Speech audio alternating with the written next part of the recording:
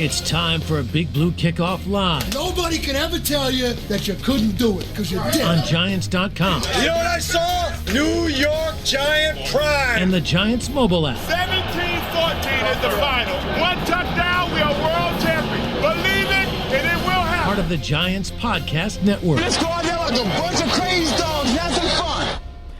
Welcome to a Wednesday edition of Big Blue Kickoff Live, presented by Cadillac, the official luxury vehicle of the New York Football Giants. Thanks so much for being with us. My name is Madelyn Burke, alongside the Super Bowl champion, Howard Cross. Whoop, whoop. The phone number here is 201-939-4513, or you can find us on Twitter at #GiantsChat. And as a reminder, you can find the archive of this show and our entire podcast network on the Giants mobile app, on podcast platforms everywhere, and at Giants.com/podcast. Howard, we're officially on the back nine. It is week 10. Second half of the season is upon us. The second half of the season starting with a trip to Germany as the Giants are taking on the Panthers in Munich on Sunday, 9:30 a.m. kickoff on Sunday morning local time. This is going to be an interesting, the international series is always fun. The Giants are 3-0 overseas in the regular season, which is a fun stat. But you have been to Germany with the Giants previously. Yes, we have. We played a preseason game against the Chargers back in that. I think it was like 97-ish, or right around that time. And we were in actual Berlin. We were practicing and doing most of our workouts in the and on the field where Jesse Owens actually won his gold medals.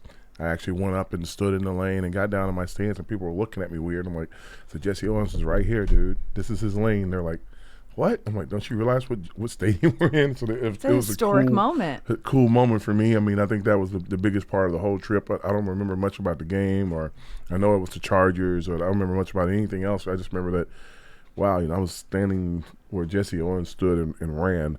And made history. That just was overwhelming to me, and I was like, "Wow, that's crazy." All the other stuff where they wanted to go see and everything was cool.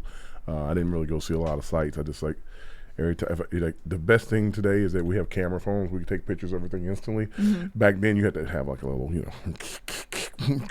take a film. You got a finger in the way. You don't know it until a month later when you develop it. Oh, shoot. Yeah, that was probably my biggest, coolest moment. Probably one of the coolest things in my career. That is cool. And this will be a really interesting and unique experience for this Giants team. We talk about it a lot, the fact that just going away for these longer trips is such a team-building experience. When the team goes away during training camp together for, a joint practice at another city or something like that, and not that this locker room is in any way fractured or anything, but, when you've got the adversity of the season that you're having, it's nice to have something to kind of bring you guys together for this home stretch of the season and say, okay, you know what, we're still in this as a squad. Well, yes, and I think it's the alternative to the old school training camp. In training camp, we used to go away and stay in dorms and sleep in these little tiny cots and be together for 5 or 6 weeks of training camp. And now it's turned into like you said, practice against another squad, going on these trips out of the country, which is really cool. And I think that American fans probably won't realize, but Germany, they are a big super fan of the Giants, which is really odd that country just seems to be like big Giants fans. And they said that from what I understand, I was listening just a second ago, hopefully I'm not misquoting, the tickets sold out an hour after they brought up that they were going to play there, which is really crazy. That's incredible. And if you want, you can check out John Schmelk on a recent episode of the Giants Huddle podcast recently. Talked to Marcus Kuhn about just the fan base in Germany and how excited they are about the Giants and NFL coming to Germany. And it's cool to hear somebody who, is German, is from there, who has roots there, has played in the NFL and has seen both sides of it, to represent just how much of an impact this is. Because I think we here, in the United States are thinking, okay, this is, a game that perhaps isn't, America's game of the week this week. Nope. But, if in the U.S., if you've got, Barcelona, or Real Madrid, or Arsenal, or some of the premier teams when Messi comes to play playing in the United States, you're not really concerned with what their record is as much as, wow, this is a really great opportunity to see one of the storied franchises in these leagues overseas in their football. And so they are seeing one of the storied franchises in our football, in the New York Football Giants, playing on Sunday. in Munich. So it'll be a good one. But of course, the Giants are starting their practice week right now. They're on the practice field, or they're about to get on the practice field soon. They will be flying out Thursday night, and Yes, we so will. practice. Yeah, you guys are going. Yep. Practice Thursday, fly out Thursday night. Do your best to sleep on the plane because landing Friday, you're starting the day, going to practice, adjusting to the hours. My sympathy is with you for fighting that jet lag for a few days, but getting updates from the press conference right now. And the schedule's full, by the way. And oh yeah, I'm sure it's back to back to back to back because you know what, you want to make the most of that time. An update though for practice today: Bryce Ford Wheaton out of practice, Dexter Lawrence out. Dex probably getting a vet day as he usually does on Wednesdays. Darius Slayton still in the concussion protocol. He's Brian Dable says he's not as far along as Tyrone Tracy was at this point in the week, so he might not travel to Germany, but that is still not decided. So Darius Slayton still not decided whether he'll travel to Germany. Greg Van Roten dealing with a shoulder injury. He's not going to practice today. And then, of course, Nick McLeod, he was released on Tuesday ahead of the trade deadline. So he is not going to be there, but Art Green has been called up to replace McLeod. Yep. Graham Gano, his practice window is open, returning from IR. He's been dealing with that injury, so we'll see if we get Graham Gano back in time for Germany or if it'll be Jude Mikatami once again. And then Matt Hawk, the punter that has been filling in for Jamie Gillen, has been sent to the practice squad, and the plan is for Gillen to return to his punting duties, the Scottish Hammer returning. It's good that he's feeling better then. So these are the injury updates from Dable's presser in rapid fire succession. What do you make of that? I think it's interesting that they let McLeod go. I think that the fact that the secondary has been very, very sparse, to say the least, with players being available because of guys being injured, nicked up. I think they got Flott back last week, which was a good thing. Maybe it's a good thing. Maybe they feel like he's going to make it through the rest of the season. He's going to be feeling that good, and I hope that he does. They brought a couple guys up from training, from the practice squad as well. But having a veteran that you've had in there a couple of years and letting him go it's a little interesting. But I guess the numbers just don't match. Right. Yeah. There was there was some talk about negotiation about restructuring the contract that didn't work out, and so they, moved on, and we'll see how they kind of make do for the remainder. Well, he'll probably wind up with somebody. Teams are short DBs all over the league. Absolutely. Yeah. Absolutely. And then getting Graham Gano back this week. This is like input output at the same time. It's not as easy as it looks, folks. Getting Graham Gano back with that hamstring injury. Of course, they've seen some ups and downs with Greg Joseph and young Jude and all that.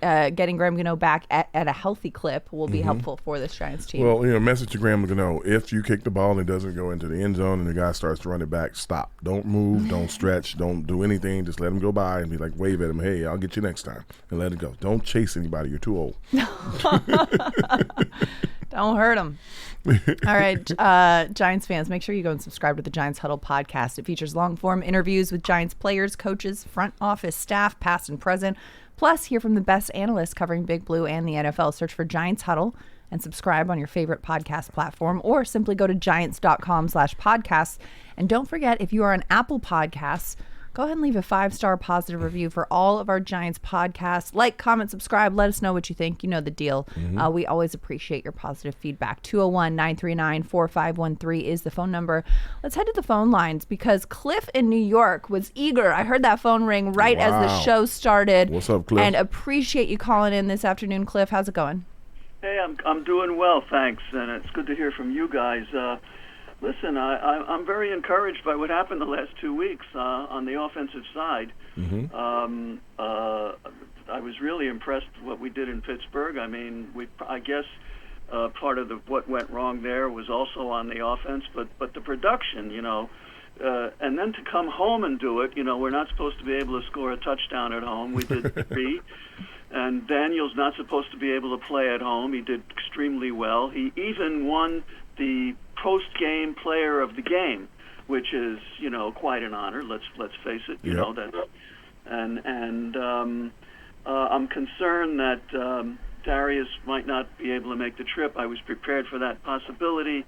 We sure have a deep enough group to do something to make up for that, and I hope Ford Wheaton might be able to get a shot. It doesn't sound promising right now, but maybe it's Hyatt's day finally. Who knows? But Daniel, when he ran over those guys on the goal line, I said, I hope somebody notices this. And the mentions I've heard so far didn't mention who the second guy was that he ran over. It was none other than the strip sack guy, Dante Fowler. As best I could tell. It sure looked like number 6 tumbling over and then pounding the turf like he thought he did something wrong. But either way, the man got beat. And, it reminds me that in Shane's first press conference, somebody asked him, what do you think about Daniel Jones? And the very first thing he said, as I recall it, was, he can run. and I thought, and then that season, I was watching a game. That season was Daniel's first really good season, the playoff season. And I was watching a game in the middle of that season, I think, and it was Mahomes against Josh Allen. And I'm looking at, and I'm saying, well, I'm watching these guys run, and I say, well, no, you wouldn't compare Daniel to the way these guys run, but you can compare Daniel to their production with their legs. You can. Okay. And I was talking on the show recently. The guys didn't like it. That I like the way he runs flat into people. I don't like that. No, that's you not. Don't like that part? No, that's not smart. Preservation of health is on the line there. Self-preservation is high on my list of things. Yeah. Well, I don't know if the team likes it the way they did when Brandon Jacobs and Jeremy Shock. Different position. Yeah. Different position. Yeah. Well, thank you for your call. That's really cool. Yeah. We love hearing some positive energy there. And I gotta say, on the post-game show this week, Sean and I were talking about that goal line run.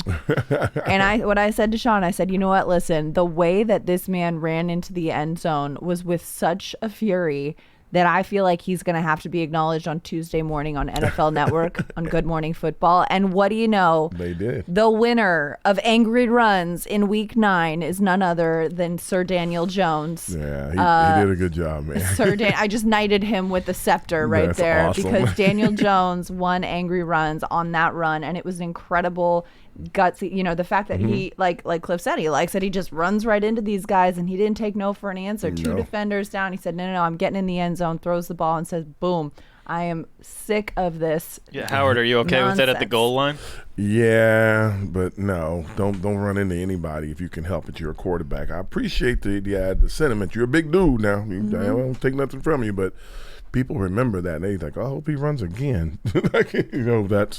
That's the way dudes think. So don't run into people if you can help it. Get out of their way. Just step out of bounds usually. But he did need to get the score, and I appreciate him giving up the body for that one play. Daniel, look out for yourself, dog. Easy. We'll allow it. I did like to though. So earlier in the season, the narrative around this team was a lot like, hey, the defense is doing enough to put this team in a position to win, but the offense needs to score points. The offense needs to get in the end zone. This week, Daniel Jones threw 2 passing touchdowns at MetLife Stadium. He ran in for another touchdown. They scored. They were able to score some points. Dexter Lawrence, after the game, said, hey, the offense did enough to put us in a position to win. The defense needed to step up. It's hard to get both sides. It's kind of like my golf game. My irons long ball and then the putting. My irons are working. My woods are not. My woods are working. My irons are not. My irons are working. Now I can't putt. It's always something. Always something. The way I believe they should do is go into this game as the opportunity is, okay, you have a great history, right? You've never lost over across the pond. Never ever lost. So go over there and let's do the get right moment. Make everything as positive as possible. Defense, shut them out. Try to keep the other team from not just scoring. I know you do it every week, but literally shut them out. Would be awesome. And as far as the offense goes, the offense has got to try to put as many points up as possible. I know Burns is going to be over there. having a field day running after. Yeah, against his former team. Yeah, his former team. First round draft pick, the first overall. I love that kid, but I hope he better duck because they're going to be coming after him. Well, and the Panthers haven't officially said it'll be Bryce Young. I mean, it's expected that it would be, especially because he's coming off a win. He's looking for his first back-to-back wins in his career. But Andy Dalton is healthy, so there's rumors. There are questions, and whether it's gamesmanship or not. Well, I mean, if it were me and I were doing it, I'd probably start Dalton. I think that Dalton probably gives him a better chance of winning. I don't, nothing against Bryce Young because I love him, Roll Tide, the whole 9 yards. But if it were me, and I know that we're trying to pull something together positive, I would start Dalton. Would you start? Okay, but looking at the record of this season, looking at what's realistically attainable, you'd start Dalton over a number 1 overall pick, coming off a win in which you put together an incredible fourth quarter, and you're saying, okay, let's build this confidence and see if we can get the most and maximize the potential of this young quarterback? Well, here's why. I would be, if it's me and I'm Carolina, and I don't know ownership, it's a lot of things being said. If it was me and it was Carolina, I would probably look to try to trade Bryce Young and see what I could get for him. Okay. And if you have him playing and somebody gets to him, the trade deadline was yesterday. I know. So but, I would have. That's what I would have done, though. Got it. That's what I would have done. Now that he's just there, I mean, as a head coach, you have to make a decision. You go talk to your owner, make sure, hey, look, can we try to work with the kid or not? Let me know what you think, because in this particular situation, this team, the ownership has a lot of say of what's happening on the field, what's going on the field. So it'd be better for them to go and ask permission to let him continue to play, I guess. Yeah. Yeah. I mean, this is just the third time in his young career Bryce Young has got the win. They defeated the Saints 23-22 was the final score, and the Saints subsequently fired their head coach after the loss. But yeah, Bryce Young has had 20 career starts and has never won back-to-back games. So, and they just traded away his receiver too. Right. Yeah. So he's I don't know who. If I'm Andy Dalton, I wouldn't want to go back in, but you got to do what you got to do. I mean, somebody's got to play quarterback. Exactly. It'll be interesting to see how it comes together, because again, this is a team that has struggled this season. The Giants' offense is ranked last in the league. The Giants are among last in the league. The Panthers' defense is ranked last in the league. Okay. So you got to be thinking, if you're the Giants looking at this matchup on paper, it's a positive momentum possibility for this team. I don't know if guys think like this anymore. I used to think even no, but we can think like this. But when I was playing, I would if especially we're having a bad season. I saw a team that was down. I'm like, I'm kicking them when they're down. People are kicking us. So I'd go out there and try to get as many, pancakes as I could, and get as many catches as I could, and I'd try to be in clips of film that ordinarily I wouldn't be in, because hey, look at the camera almost. You just have as much fun as possible, because at the end of the day, you want to have fun. And if someone else isn't doing well, that's their problem, not yours. You should go in and try to get as much as you can. Dexter should have 2 sacks. Burns should have a sack. They should be have 4 or 5 sacks during the game. There should be multiple guys that all of a sudden become great receivers out there in this game. All of a sudden, this would be a great game for Hyatt to reappear out of nowhere, coming up from the depths of, oh no, how's Hyatt? I hope he gets better, until man, Hyatt's blowing by guys out there on the field. This is an opportunity for that, as well as Malik Neighbors to have a terrific game. Tracy should be over 100 yards running. You might have 2 guys over 100 yards rushing in this game. So it could be that kind of game, but they got to go into it, even though they're flying across the ocean and everything. They got to go into it thinking that way, not fall in love with the trip across the ocean and, oh, wow, we're in Germany, but be more about business and be more detailed. I mean, a big goal for the game, if it was me, 0 drops, 0 penalties. Yeah. Penalties is a big one. If they could do those 2 things, right, they would have won 5 more games. Well, and it's going to be, much like Seattle in the noise factor, because overseas, this, European fans kind of cheer the whole time. There's no quiet, the offense is at work scenario. It's loud, it's cheerful, it's ruckus. You might be shocked that they know if they have a team they're rooting for, they know to be quiet when the offense is on the field. I mean, it's not that they don't know. It's just a different kind of environment. It is, but I'm telling you, when the offense goes on the field, I've seen the time that there are majority of Giants fans, I could see the people in the stands going You're like, hold it down, the Right. offense. I'm like, really? I'm like, okay, Yeah. I see you guys. Go ahead. Yeah. So we'll see how that pans out. But like you said, the penalties, the pre-snap penalties, especially, and it's so subjective. We've seen, and if we can get a set of referees that actually know the actual rules, well, or something, that's like kind you of said, killing me. Yeah, it is so subjective because you see Darius Slayton on a pick route getting flagged for a PI, and then another couple of games you see the exact same play this weekend, and there's no call on that, and so it is one of those things that. Well, Slayton's allowed to run his route. Exactly. The guy jumped in front of him to try to stop him from running the route. Exactly. And his teammate ran into him, and they called a pick on Slayton. And I'm like, wait a minute. He's not even trying to pick him. He's trying to get by him. Yeah. That was amazing to me. I'm like, and the ref throws a flag so quickly. And he takes a touchdown off the board. Yeah. And I thought literally that vein that was right here was just going to blow out the side of his head. I'm like, I couldn't believe it. Yeah. It was not a good moment. And, when you're playing against the officiating, and that's one thing that you need every play. You need every play. You need to play it clean. But that's something that they've talked about too going into the season. It's like every crew calls a game differently. And not only are you studying your opponent, but you're studying the crew, and you're studying, okay, this is something that they focus on. This is something that they hone in on. This is something that we have to be mindful of.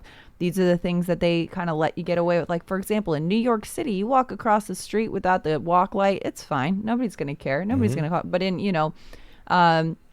In LA, you do it, you get a ticket for jaywalking. And so it's a very different thing. Sometimes you got to just know who's going to call what. And as you're learning that about this crew going into the game, you got to be mindful of that, as unfortunate as it is. Well, here's the other thing. I don't think fans realize also that there's been a lot of turnover in the officials in the last few years. That's true. A lot of young faces, a lot of new faces out there. So even the coaches and the scouts that they've been doing for the year, they won't have the numbers on them of what they like to call and what they are prone to until the end of the year. Once they got to the end of the year, if they're not another bunch of new guys coming in, they'll have scouting reports on the officials and they'll know what to look for. But not even just going into a game. I'm talking about too, just in the flow of the game. Like as you're watching a game, throw a lot of flags, man. That Monday night game against Pittsburgh. I mean, there were a lot of terrible towels on and off the field. We saw that yellow flying everywhere. So it's like you get to know the flow of the game and the flow of how things are going during as well. Yeah, it's like I said, you can't depend on the officials. Right. Win or lose, you just got to play your own game. Play your own game. Do your best not to put yourself in a position that those can be overly damning moments. How about our new left tackle that we've kind of brought in? Right, Horton. He is something else. I am.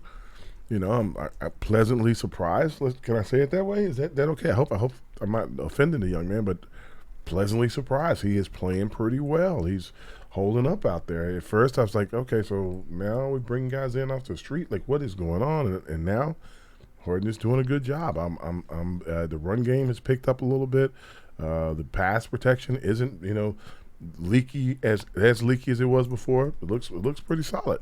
It's good, but it's also, now it's developing that trust in the entirety of the line and, getting that pass. And I think one thing that has been helpful, though, too, is the way that the Giants established the run early on. I mean, they had 115 rushing yards in the first quarter on Sunday. If they can continue to run the ball like that, it opens up the pass game so much. The play-action pass is so easy for Daniel to get the ball off. The problem is... Hubbard. I call him Horton. It's Hubbard. You call him Horton. I thought it was Hubbard. Sorry, it is Hubbard. That's my bad. But it's been a long day, friends. Yeah, already. But here's what I think. I think if, when they run the ball and they're so successful at running it, I'm starting to see the safety creep down. I'm starting to see the linebackers walk a little closer to the line. The problem is if they run blitz on a play-action pass, there's not enough people to block all those people. So you have to get the ball out so quick, and it's got to be something that's going to hurt them. You can almost throw a slant behind it, but if the guy expects it to be a run and you don't run, he steps out. He's stepping into the lane of the slant. So it almost has to be like out routes or short routes or just quick goes that you're like, okay, we're going to throw it up, go get it kind of moment, because it's very hard to throw the ball anywhere near the line of the tackles because guys are like creeping up.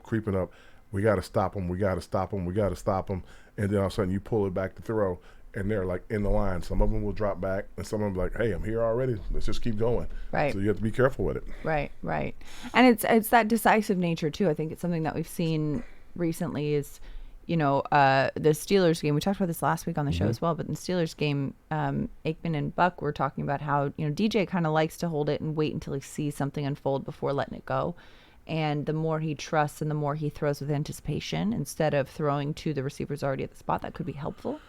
Yes, and I understand that. And yes, you have to understand what he's been going through for the last, 5 years of like poor line play. Valid. Yeah, so like poor line play leads him to, make sure that he's able to release the ball when he sees the guy getting open instead of like, okay, he hasn't had time.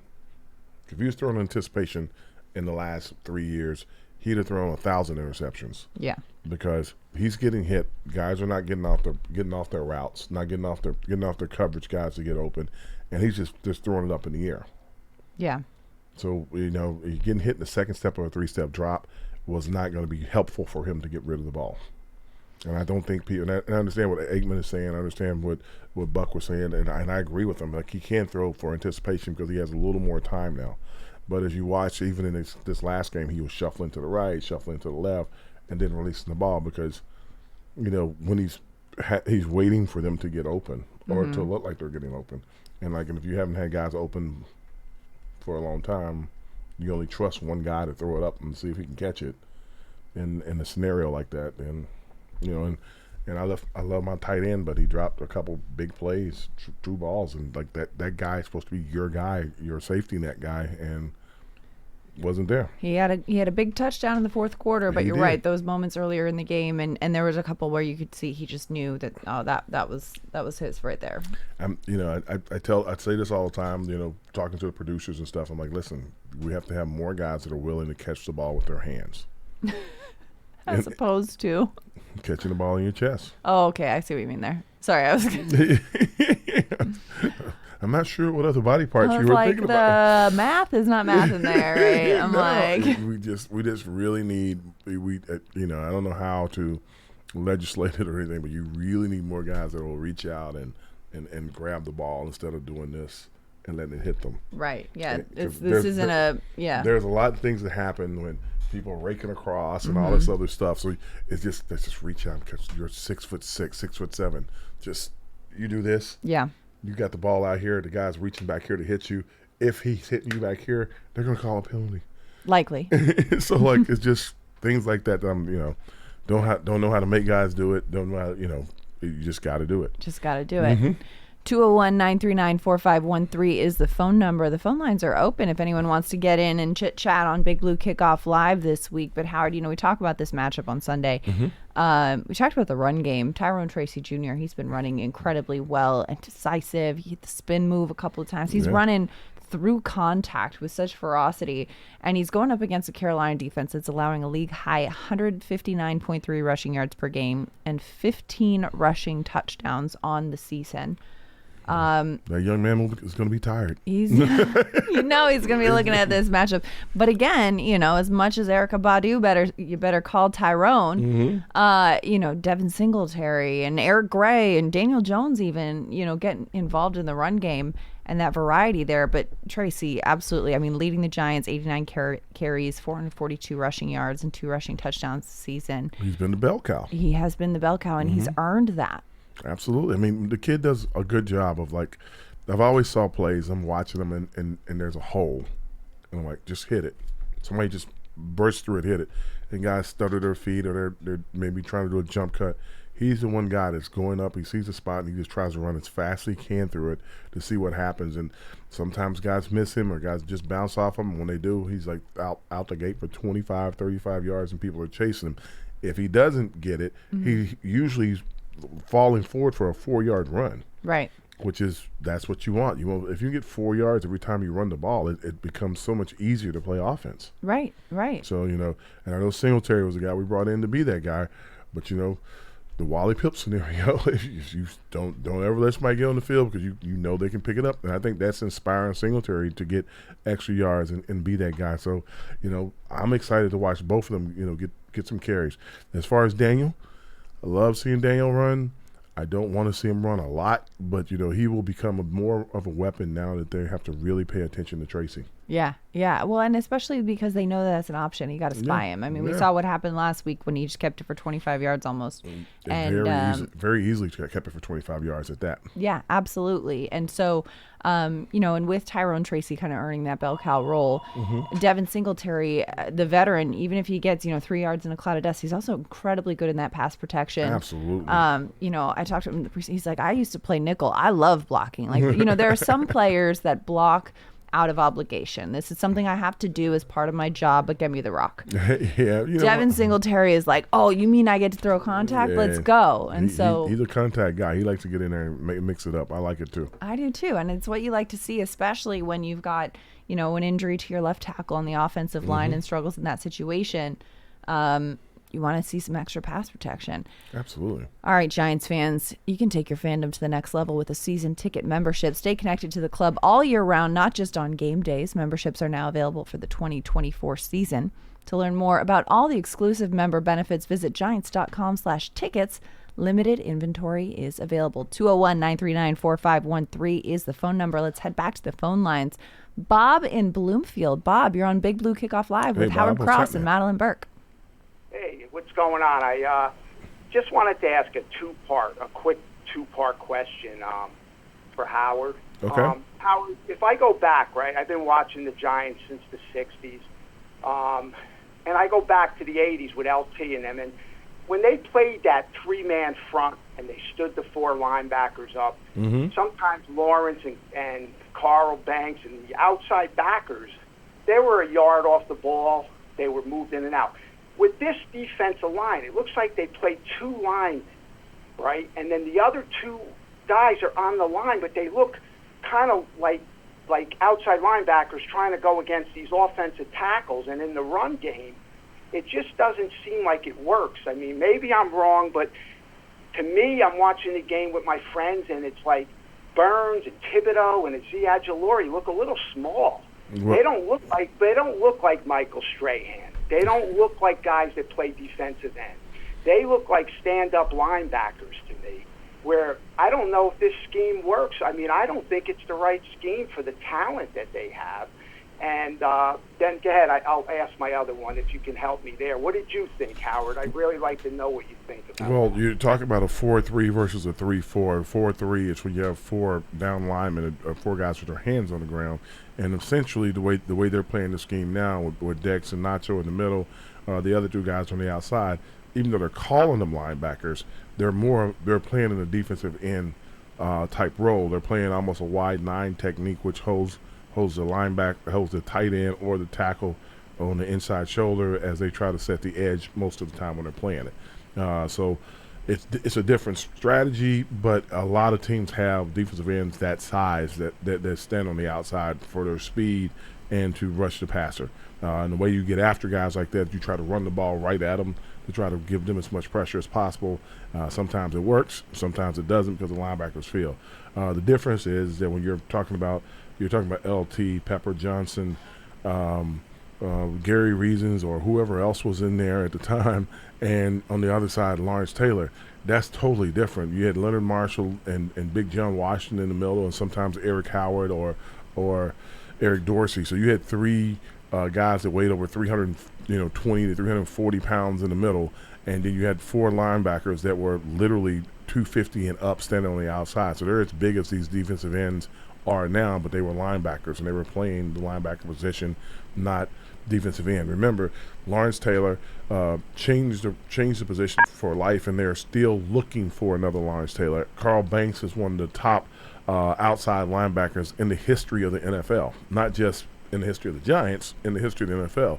So you have guys that are probably two Hall of Famers playing there, and Pepper Johnson, who was extraordinarily formidable, standing inside, who would probably be a defensive end or a down lineman now in this league as it constitutes today. They were much bigger, much faster guys that we played with in that era. Yeah, and I guess what I wanted you to ask you was, but I'm saying, do you think Burns and Thibodeau can get up on those tackles? Do you really think that's their skill level?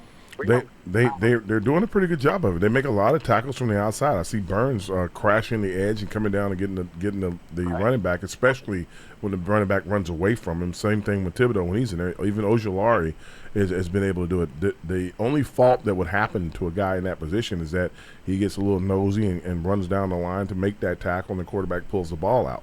If the quarterback pulls the ball out and he's a running quarterback, that's when it's a harder job for those guys to do, because they have to pay attention to the quote-unquote quarterback when he comes out, or if he pulls the ball out. And then the tackle can have his hand on him a lot longer, and he's not just beating him around the edge. Yeah. I was just thinking that and I'll go to the next one real quick. My thinking just was, when you put a third defensive lineman, you're occupying their offensive lineman, which would freeze Burns up and then maybe not have a 330-pound tackle on him to set him in there to make it, go inside, go outside like those guys used to do. But I understand what you're saying. But to me, I'd rather see 3 down linemen occupy the tackles, put a true nose, let Burns and Thibodeau use their skill set by blitzing in, blitzing out, do some different things rather than constantly put them over an offensive tackle. Yeah, it's just two different styles of defense. The 3-4 is meant to build a wall. The 4-3 is meant to penetrate. All right. And the other thing I know this is a little out in left field, but I just wanted to know as a player, and I love watching you play and the way you blocked and the man you were, and I mean that, not just because I'm talking to you. You guys were a different breed of football players. But anyway, you hear the coach come on every week, and the fans were sitting there, my friends and me. How many times can you say this about a pro football player that makes $5 million a year? How can you come on for 12 weeks in a row and say, technique, we got to work on the technique, we got to... How does that happen? When does the technique get corrected? How do you say the same thing week in and week out when the other players on the other team are kicking your butt? Their technique is good. Well, it's not good. It's not good. It's not good all across the league. You have to remember that. Like, there are certain teams that have great technique, a lot, and there are certain teams that don't. Some teams have mastered the way that they practice today. Having 7 padded practices during the season is not a lot. When back in the old days, they would have us in full pads Wednesday and Thursday, shorts and shoulder pads on Friday, and even in helmets, even into Saturday.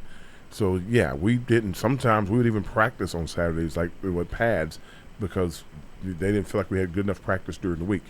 The way that the rules are today, guys have to really train and really study and to really try to figure out how the speed of the game, how to work with another player, how their steps are going to mesh as they're stepping, especially on the offensive line side. It's hard to do. As far as receivers go, as far as DBs go, and the guys that are on the skill positions, it's a little easier for them to do it because they're not in contact positions constantly and at conflict constantly. If he's talking about receivers and stuff like that, that's tough. If he's talking about the O-line, I appreciate it, but I still don't understand how they're able to get it together and be able to play together if they hadn't played together for like years, because it's almost impossible to learn and get technique and get trust from guys when you don't know how much pressure a guy's going to put on the guy beside you, if he's going to be able to drive him off the ball, is he not, how's he feeling, what's he look like, you don't know until it's game time. Yeah, right. All right. Like I said, I was just, when you hear so many missed assignments, and after 10 weeks, of playing games, you're still missing assignments, missing hole gaps, not filling the gaps. After a while, as a fan, I'm just saying as a fan, you sit there and go, we don't look like a pro team. It doesn't look like a pro football team. It looks like I watch bad teams like Carolina, and they still look like a pro team. We look like the team went up the field every time, Washington. We didn't make a single stop. I don't care like that. There's something wrong there, Howard. You can say it's hard, but no, I can tell you that. I can tell you that when the run game and they're running the ball up the field, Dexter Lawrence is usually not in the game. Exactly. Right. If they play a whole series and somehow they get a 12-play drive and they stuff them at the last moment and they have to kick a field goal, and then the Giants' offense goes out and runs 4 or 5 plays, it's not enough time. Dex might need a little breather on that next series. It looks different. I mean, I know he's an all-pro player. He's leading the league in sacks and everything, but it just looks different if he's not on the field. And you see it noticeably. They're not running the ball to the edges. They're running the ball up the middle. because it's easier to move one of the younger guys around and get up to our Karake and get a body on him. And then the Karake's no one's effective because once you make a hole in the middle, it's a hole in the middle. So if Dexter's in there, it's stopped instantly. When he's not in there, it's 50-50. And that's no offense to the other guys. That's just the way it is. Yeah, and and I agree. Yep, when they're on the field, it just looks like it's not working. And and then you get the fans. I mean, you understand their frustration only because the tickets cost a lot of money. The paraphernalia, you buy their shirts. Yeah. You just want to be in the game. You just want to the problem is they're in games. They're just not winning games. Yeah, that's true. Being in games is not their issue. They're in every game. They've only had one game, I think, that was like a couple of them, that were really lopsided. But most of the games they're really in. It's like you got the problem is with the team that today is that we always talk about we used to talk about it takes about 4 or 5 plays that will make the difference in the game. Unfortunately, that those 4 or 5 plays seem to be happening to us every game, and you just got to be on top of your game at all times. You got to heighten senses. You got to do everything you can to get it done. And when you get to the red area, you got to heighten your senses even more. It's like short yards. You got to heighten your senses even more. And for whatever reason, we're just not there yet. And I don't know why. They're just not.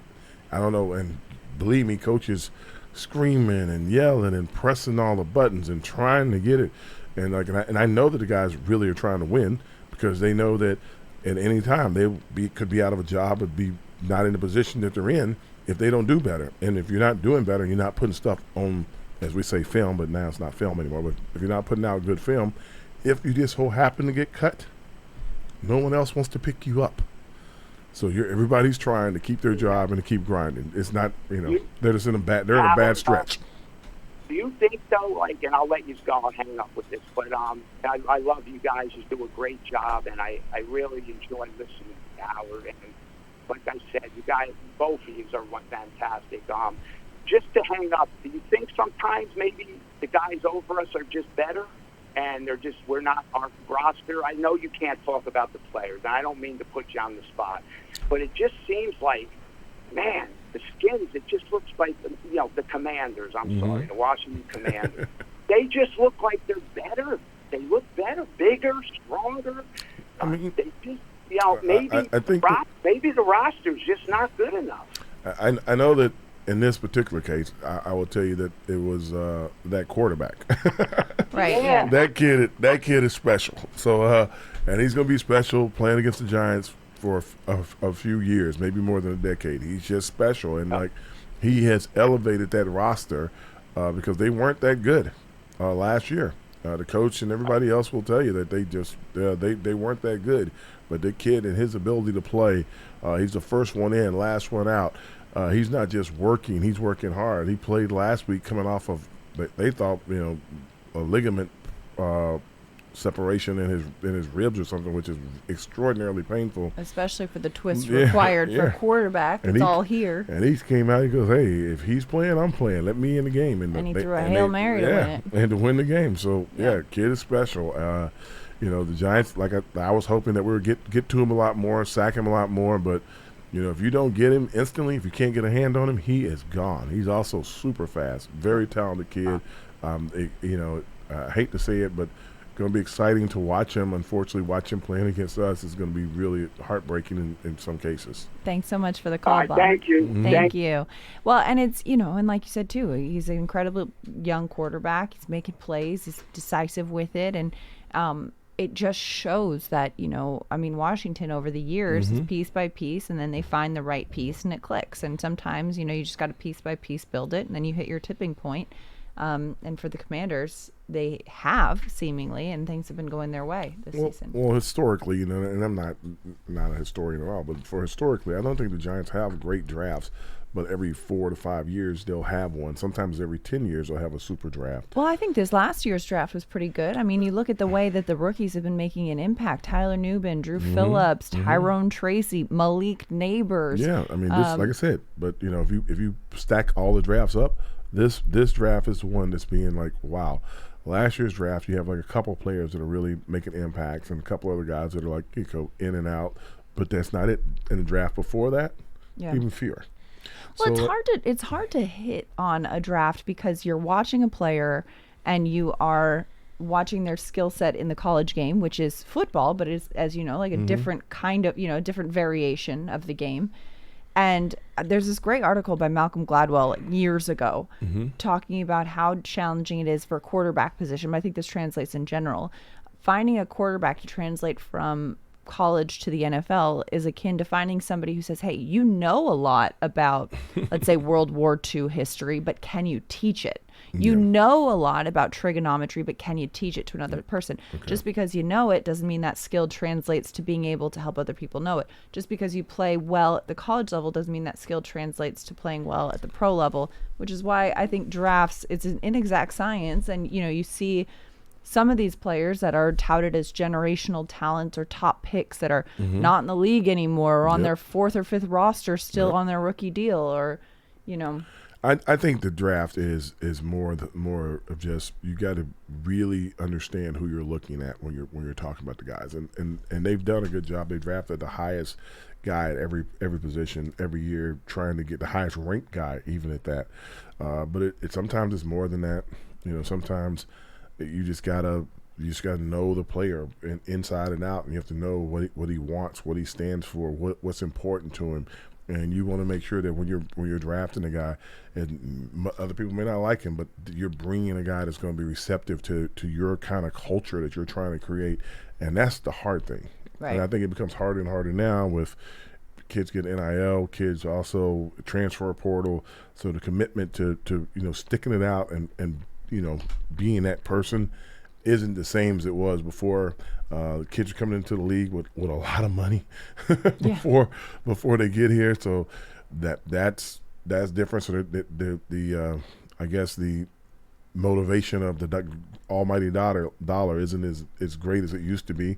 So it's just interesting to see how the psyche and how these guys are going to, coaches all over the league are going to be able to bring these kids in, and how these kids are going to be able to adapt, because it won't be like 5 years before those kids are the kids that are going to be running our league. Well, and it just shows. I mean, we talk about this all the time. What's your why? What's your why? Why do you play the game? Yeah. If it's for the almighty dollar, you're not going to go that far. If it's for love of the game and wanting to be great and falling in love with the process of becoming great. I mean, Jaden Daniels has evolved so much just midway through his rookie season. We talk about getting him down. It was so hard. Week 2, he was elusive. They still got to him 5 times, could have been 6.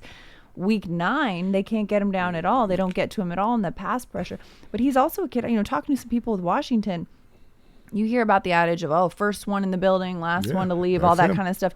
Not only is he the first one in the building, he's hours before. This man gets in the building at 4 a.m. on a regular basis. Yeah, going to bed early, getting up early.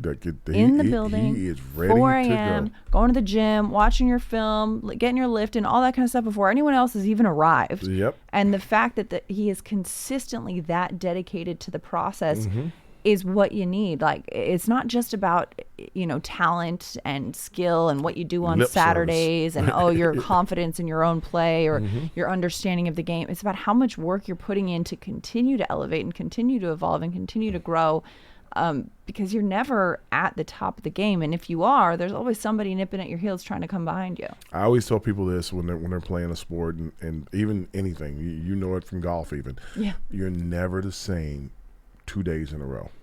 So you can only try to get better, but there's a chance that something might happen. You might be a little worse, but you're always trying to get better, and that's what he's doing by doing all that. He realizes I'm never the same 2 days in a row. I'm never this 2 days in a row. So he's coming in to prep to get himself ready so he can stay off some of the things that would hold him back, and that's what's impressive. And I tell my son that even to this very day, you're never the same 2 days in a row. You can't just sink a 20-foot putt and celebrate like Steph Curry and lay on that like this one does. You got to get back out there and continue to work on it. Continue to hit that grind. Because let me tell you, I will make one good shot, and I will tell you about it for the rest of the afternoon. The mountains out there dancing. I'm like, yeah, you did that good, girl. But you know what? You got to spark joy a little bit. Yes, absolutely. Giants fans, the Giants official connected TV streaming app Giants TV brings original video content and game highlights on demand and direct to Big Blue fans. Giants TV is free on Apple TV, Roku, and Amazon Fire TV, and on the Giants mobile app. 201-939-4513 is the phone number. As we head back to the phone lines, RJ in Georgia, you're on Big Blue Kickoff Live with Madelyn, Burke, and Howard Cross. What's up, RJ? Hey, how you doing, fellas? I'm doing good. Howard, I'm sorry. Madelyn, how you guys doing? Very good. Good. I apologize for that. No. Listen, all good. I am just a dejected fan. You know, I don't know what the heck is going on with this team. I watch them Sunday, Thursday, Monday night, and it's just nothing changes. Our wide receiving core, you can't get anything out of them. Our defense, you know, it shows up at times. It's just frustrating, and it's, you know, I try to hang in there. I never miss a game. I'm a true blue fan, but damn, man, something has got to change. I mean, our coaching staff earlier in the year, they was praising that one of the best coaching staffs we put together, and nothing is changing. Nothing but L. When will all of this stuff end, and then Giants start playing Giants football? Well, you know, they're going to, as they get through this season, finish working through this season, I think they're going to get a little bit better as they go. But it's going to take more time. They need one or two more linemen. They need another receiver.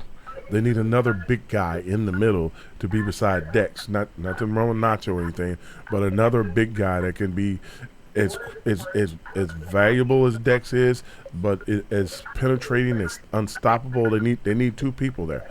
All right, so they need a number one corner. I love Banks. Banks has not been the number one corner that we thought he was going to be last year, but he's playing pretty good. But he's going to catch the number one receiver week in and week out. If you get another guy that's a quote unquote number one corner on the field, which Flock could develop into that guy, then all of a sudden the defense looks a lot better. Offensively, like I said, the biggest thing I see with the offense is that once Thomas left, we had a week of just letting people go on Daniel. Now that we've gotten guys back, the only thing that's really holding them back is they got to figure out a way. And I said this before, early in the show. You got to stop making silly penalties. You got to have these procedure penalties have to just disappear. And that's, you got to run over, get yourself set, get ready to go. That's one. You got to catch the ball. You can't. The ball is so precious when it's coming to guys. We're probably one of the top teams in the league in drops. We got to catch the ball, and if they catch the ball, games look different.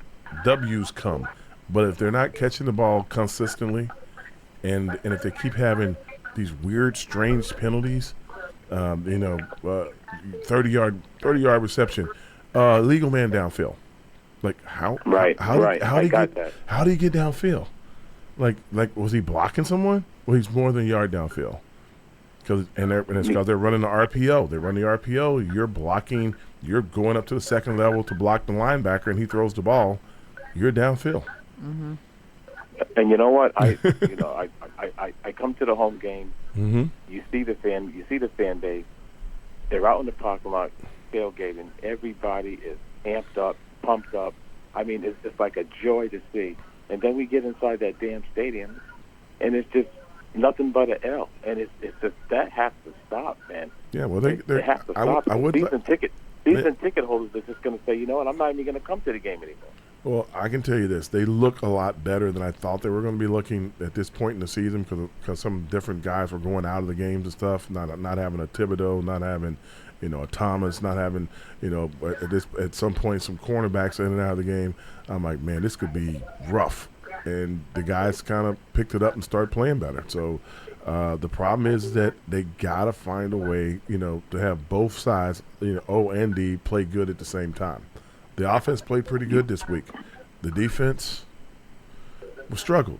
Mm-hmm. The play where Daniel gets sacked, there was a play that the tackle just didn't block his guy and just let him go, and he causes a fumble. Right, the ball's bouncing on the ground. The officials blow the whistle. No one's touched the ball. Yeah. That was a weird one too, and I would love to have a conversation with somebody because it's like, how did they end up giving the ball to Washington? The officials blow the whistle, like they say. It's the forward pass was whatever. Then they do said it was an incomplete pass. The whistle. Fumble. Yeah, but you can't do it that way. But that's how it's done. Yeah. If they blow the whistle, it's a dead ball. Right, and I have a final. I'll say one more thing, and then I'll take it off the air. And I appreciate you guys getting me on. I'm grateful for that. I just want the Giants. Years ago, me and my partner used to say the Giants are the 49 nicest guys on the field. Now it's 53. My message to the Giants is, can you stop being nice and just play good, tough-nosed Giants football so we can get back into the winning ways? That's all I have to say. I'll take it off the air. You guys enjoy the rest of your day. Thanks so much, RJ. You too.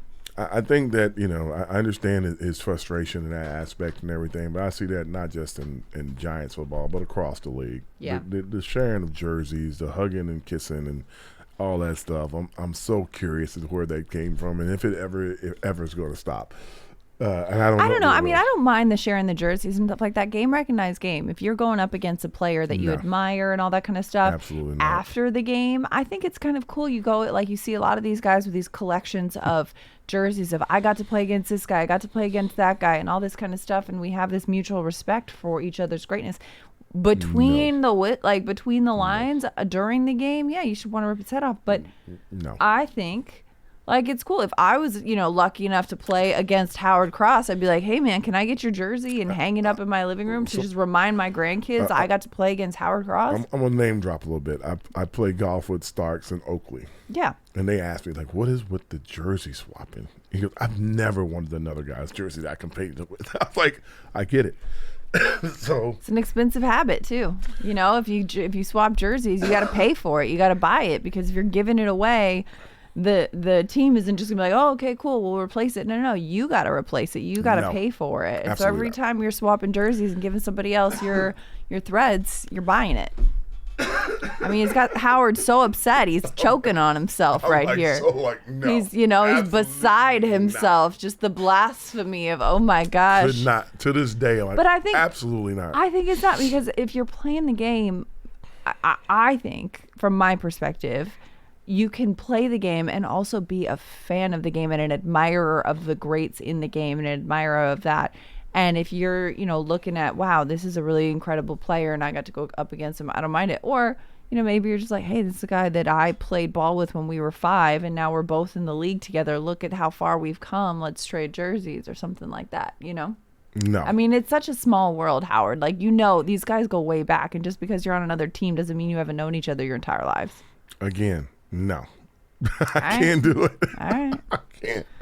I don't understand. That's going to be a no for you, dog. That's a no, dog. I'm like, seriously, like, we out there battling. I don't want to come home, you done stepped on my hand during the game, and I'm looking at your jersey in a frame.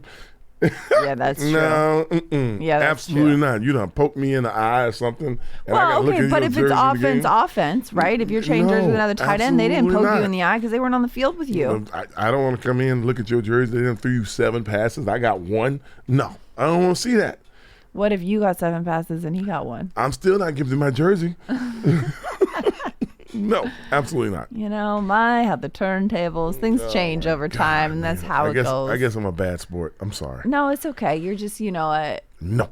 You're just heavy into the Kendrick. They're not like us, They're not like us. They definitely not. Howard, you fly out with the team tomorrow night. Yes, I do. Are you packed? Nope, I'm going home to pack right after this. Right after this, yes, okay. You ready? What are your expectations? What are you most looking forward to about the trip to Germany, other than the game? I have no idea. They have given us a full schedule, a slate of things that we're going to be doing, experiences with fans and enjoying. I'm just trying to make sure I get the weather right, because I'm just going to be outside. I think it's going to be in the 40s. A little chilly. A little chilly, so I don't know if I can bring my heated vest from country to country because of that little battery, so I got to be a little careful with all this stuff. Well, they have batteries in Germany. Why couldn't you bring it? Oh, because of the flight? Mm-hmm. I don't know how these things work. See. Well, all right. Get some of those, confiscate my stuff. Hand warmers or whatever, all that kind of stuff. I'm gonna put it all in my carry-on bag, so if they look at it, they'll let me know then. Yeah, exactly. Yeah. You'll be well prepared for Sunday. What time? Okay, so 9:30 a.m. So it's what, a 1:30? 3 o'clock. 3 o'clock, 3:30 in the afternoon that time. Mm-hmm. That'll be a good one. What are your final thoughts for what Giants need to focus on to get the win this week? This week, I think that this final thought is, again, no illegal procedure penalties. Yeah. Please stop jumping off sides or being downfield if you can. If you can do that and eliminate, if they can go through the game with 3 penalties, that's a lot. Keep a clean sheet. Keep a clean sheet. That's one. Number 2, continue to run the ball. Yeah, I think if you run the ball, good things happen, and I think that'll be helpful for him. Would love to see I would love to see Hyatt show up in the game. I would. I'd love, if Slayton's not playing, I'd definitely love to see Hyatt to get a little burn and get some plays. From a defensive standpoint, 3 and outs, get them off the field. Get yourself off the field so you can be rested, so you don't have to keep rotating everybody. I know you want to rotate and keep people fresh, but if you can get them off the field sooner, get them off the field sooner. Yeah, and again I'd love to see a turnover. Let's see us get in the Giants' favor. Yeah, you got to be specific with these manifestations, Cross. You can't be. They haven't had 1 turnover this year, maybe 2. Yeah, maybe. Yeah, so that's that. I'd love to see them get a couple turnovers. Yeah. If the defense could put them in a short field position, that'd be great. And that would be wonderful. Slayton in concussion protocol, uncertain if he will travel. Unclear. Again, Brian Dable said earlier today that he is not at the same point that Tyrone Tracy was in returning from the concussion protocol at this point last week. So Slayton will be a big question mark, but the Giants will be traveling with their entire practice squad as well to Germany. So kind of roster moves and all that remaining up in the air as they leave Thursday night. They'll be over there playing Sunday again. So we'll keep you posted with all the latest on what's going on. In Week 10, Giants, Panthers, Munich, Germany. Last one before the bye, a much-needed bye to refresh and hit the home stretch of the regular season. Okay. I look forward to it. Well, and that'll do it for our show today on a Wednesday edition of Big Blue Kickoff Live, brought to you by Cadillac, the official luxury vehicle of the New York Football Giants. Thanks so much for being with us. He's Howard Cross. I'm Madelyn Burke. BBKL is part of the Giants podcast platforms everywhere and giants.com/podcasts. Have a great one.